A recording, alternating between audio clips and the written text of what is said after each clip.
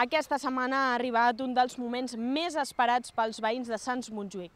Can Batlló comença a obrir-se al barri gràcies als primers enderrocs. Tot i això, no tothom n'està satisfet. Comencem l'Infobarris. Per fi ho han aconseguit. Després de 37 anys de lluita veïnal, les excavadores posen fi als murs que separen Can Batlló del barri. El que vull és expressar la meva emoció, l'emoció meva en particular, i l'emoció de tota la gent que ha treballat amb això des de fa molts anys. Tens que comptar que aquesta és una reivindicació d'aquelles que no consideràvem mai perduda, però que semblava molt llunyana. Després d'un any i mig de lluita i de compromís cívic i polític hem aconseguit posar a disposició de la ciutadania, del veïnat, de les entitats, una de les últimes grans peces de Barcelona, que requeria d'un desenvolupament urbanístic molt important.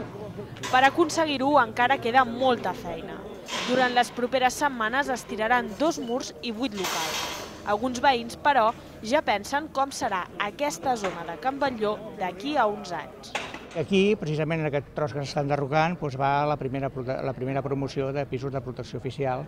No tothom ha vist amb la mateixa alegria el pas endavant que s'ha fet al recinte fabril. Per fer els primers enderrocs, primer ha calgut que veïns com el Miquel deixessin casa seva. Estem vivint nòmadament fins al dia 22, que tindrem un pis provisional a la Rambla Badal, on allà passarem 2 anys i mig, fins que ens donguin el pis definitiu. A l'interior del recinte encara hi ha activitat.